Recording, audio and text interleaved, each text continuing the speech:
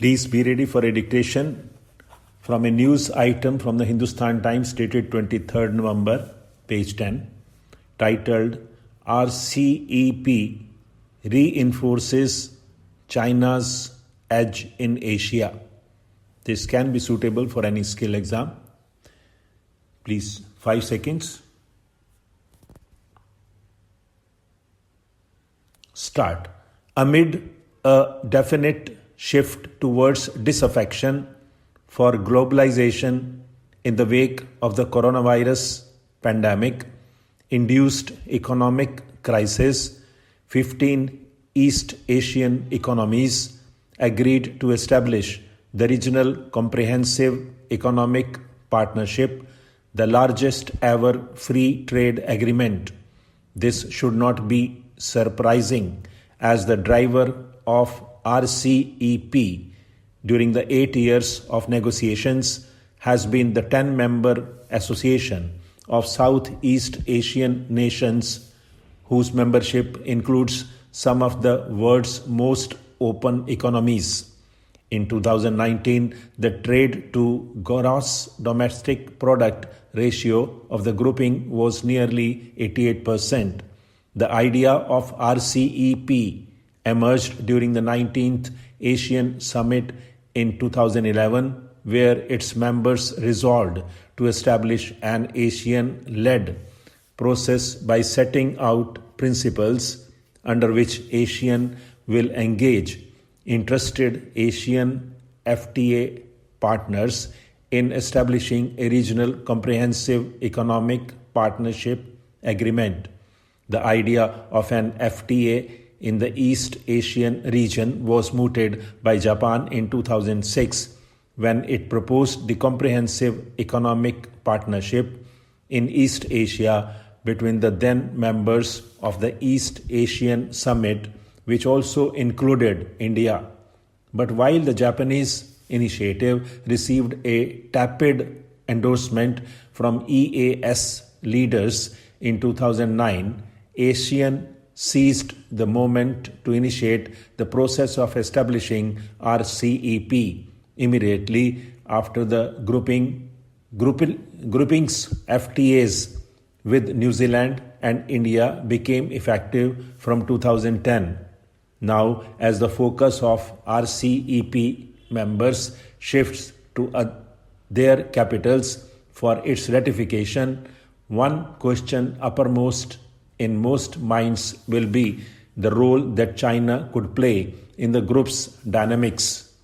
Will this FTA of East Asia, in which ASEAN has been looking to play a central role, hinge on China? This seems to be a real possibility, especially since China has opened its market significantly to RCEP members, providing opportunities for enhanced economic engagement.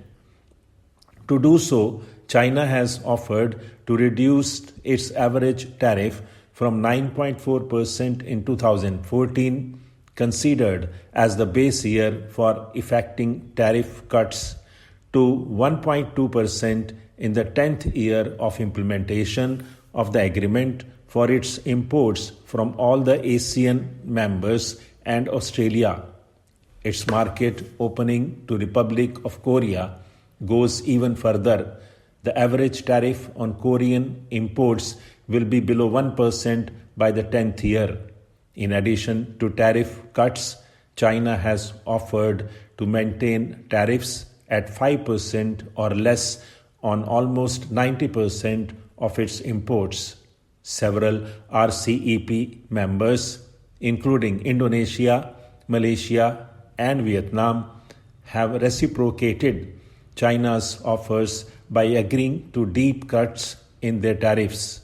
A policy announcement made by Chinese President Jinping earlier this month suggests that opening of its market to RCEP members is part of its larger strategy. Jinping reportedly said, "We will remain open and cooperative and build the Chinese market into the world's market, a shared market and everyone's market. He proposed several measures to meet these objectives, three of which are significant. First, open the market to a new level. Second, promote innovative development of foreign trade through government support to cross-border e-commerce. And finally, making additional efforts to forge FTAs with more countries and regions. RCEP, which includes a chapter on e-commerce, fits Jinping's strategy well. Jinping has thus produced this counter-narrative to the decoupling from China thesis, receiving a powerful endorsement through the establishment of RCEP.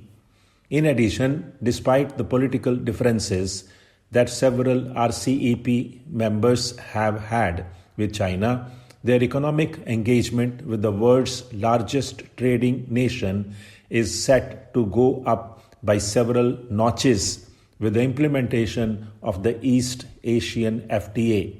This is a development that all major economies must take serious note of. Stop.